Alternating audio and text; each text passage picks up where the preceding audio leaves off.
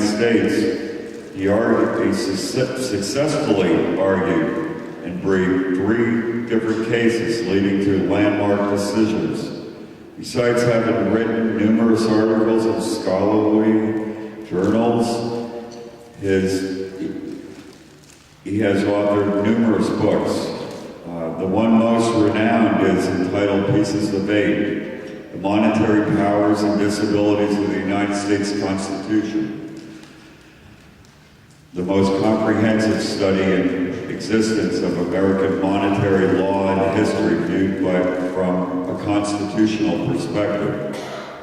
His most recent book, entitled Constitutional Homeland Security, Volume 1, The Nation in Arms, covers why we have a pressing need to revitalize the militia of the several states based on colonial and state militia acts. He is currently working on the second book in this series. Having gotten to know Edwin over these past 3 years, I'm honored to consider him not only a dear friend, but my mentor. Committees of Safety are pleased to have Edwin serve as our honorary chairman of our Board of Advisors. And please help me welcome Dr. Edwin Vieira.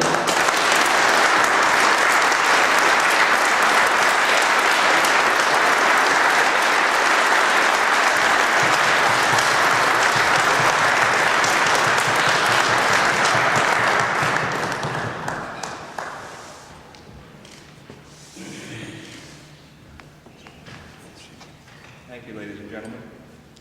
It's my pleasure to be here once again for our essentially second annual Boston Tea Party. We have assembled here this afternoon once again to commemorate the original Boston Tea Party in December of 1773.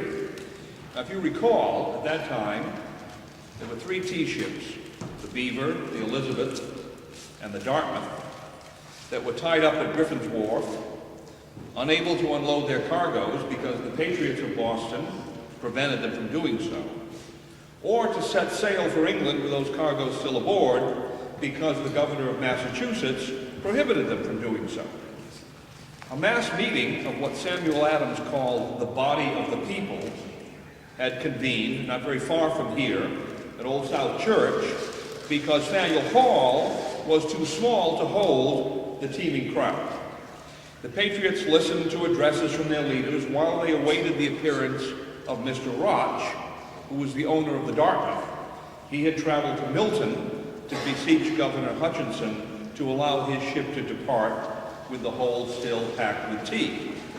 When Roch finally arrived, bearing the message that the governor had denied his request, Samuel Adams announced to his audience, "This meeting can do nothing more to save the country." Whereupon the gallery resounded to cries of "Griffin's Wharf" and "Boston Teapot tonight." And then a mob of some 150 spurious Indians, who were predominantly young men who were not terribly well known in Boston, but they did have a sprinkling of the well-known patriots in the lead. They descended upon the tea ships and consigned their cargoes to the harbor. Now, clearly enough, it was all prearranged. There was nothing left to chance. Samuel Adams' cry, "This meeting can do nothing more to save the country," was not a lament of impotence. Instead, it was a call to action. He did not mean that the country could not be saved, or that this meeting had contributed nothing to the country's salvation, but only that this meeting had done as much as it could to that end. More than further talk was required, and Adams, together with John Hancock and Paul Revere, Josiah Quincy, and other leaders, had devised a plan of action and put it into operation. Well, very little has changed since 1773. Historian John Shai tells us that for Americans in those times, more decisive than a growing list of grievances was an increasing sense that the British government did not know what it was doing, that it was ignorant, mean, and hopeless. In short, that it was no government at all. In the end, Americans were alienated.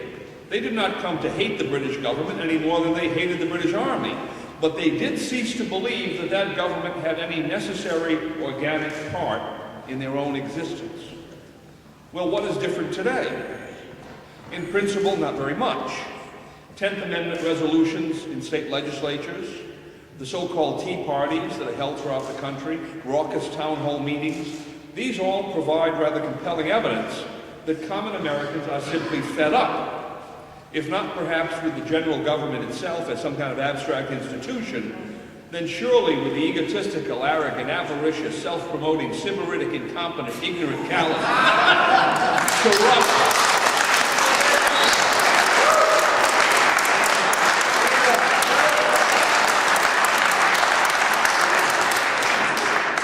dishonest,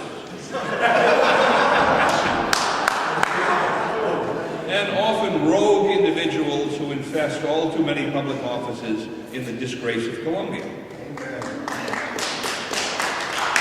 And Americans are no less sick and tired of the equally rotten big shots and the conniving special interest groups that pull those office holders' strings. When now I reflect on this motley crew, there comes to mind the joke that was told about the former Czechoslovakian Communist Party boss, Milos Jakeš. And it was that Jakeš would fail a lie detector test if he began a sentence with the words, "I think." Or I might recall the shrewd observation of the dissident Václav Havel, who described Red Czechoslovakia in its final days in words that seem to apply very well right here and now.